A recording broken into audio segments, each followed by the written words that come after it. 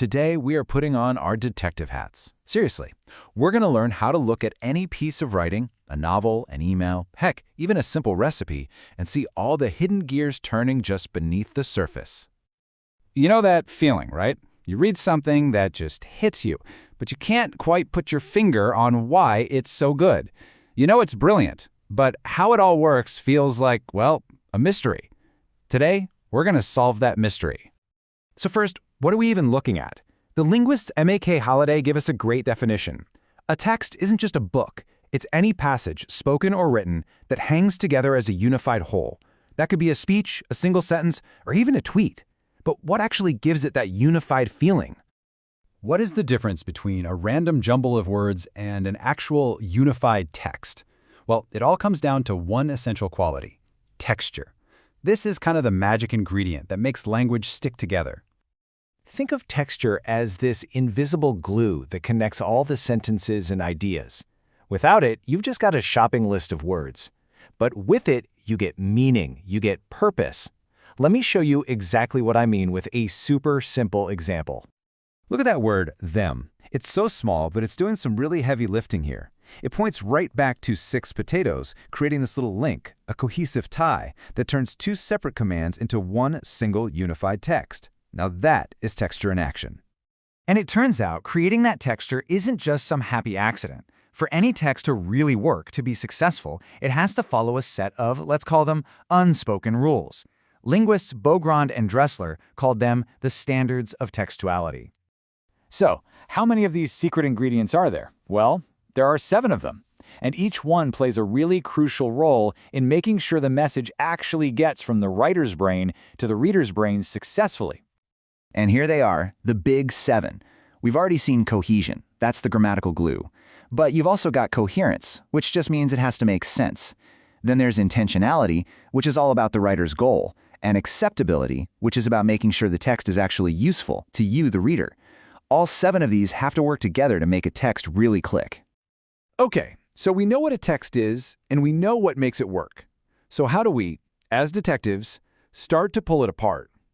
Well, we can use this really simple but incredibly powerful toolkit that breaks any text down into 3 basic layers.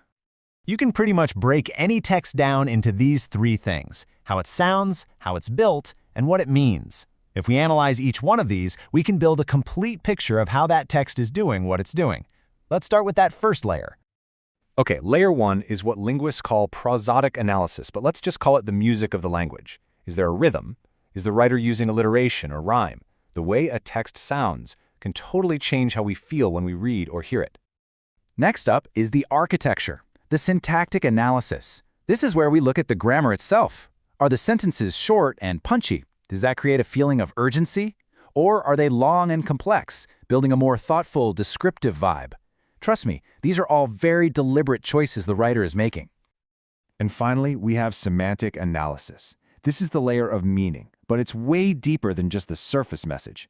This is all about the specific words a writer chooses and the hidden baggage and ideas they carry with them. And this difference is a huge part of that meaning layer. A word's denotative meaning is just its basic dictionary definition. Home is a place where one lives. Simple. But its connotative meaning is all the feelings it brings up: warmth, family, safety. And great writers, they are absolute masters of connotation. Okay, so theory is great, but let's get practical. The linguists Leach and Short created this amazing checklist of questions that we can ask of any text to get our analysis started. This is basically your master key. First, just look at the words themselves. Are they simple, everyday words, or are they really complex and formal? Is the writer talking about concrete things you can actually touch, like a rock or a tree, or are they talking about abstract ideas like justice and freedom?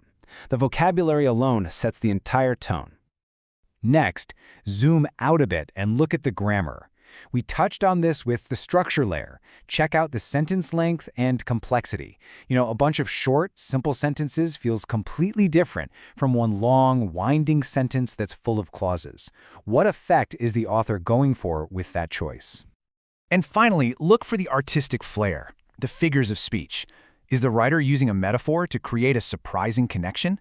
Is there any irony? How about repetition for emphasis? These are the little devices that add all the color and depth to a piece of writing. So, when you start using this checklist and thinking about those 3 layers, you begin to see the bigger picture.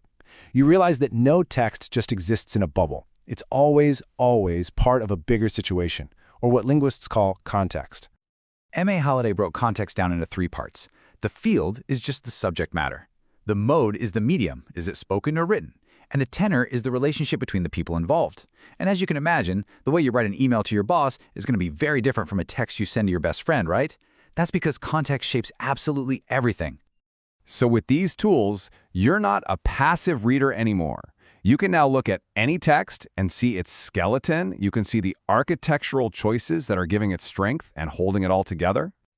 You can also listen really closely and actually hear its music, all the rhythms and sounds that are playing on our emotions, a lot of times without us even realizing it's happening. And, maybe most importantly, you can understand the intent. You can now see not just what a writer is saying, but how they are saying it, and why they made every single one of those choices along the way. You now have the keys to unlock any piece of writing. You've officially gone from being a reader to being a textual detective. So the only question left is, what kinds of hidden truths and secret techniques are you going to uncover in the very next thing you read?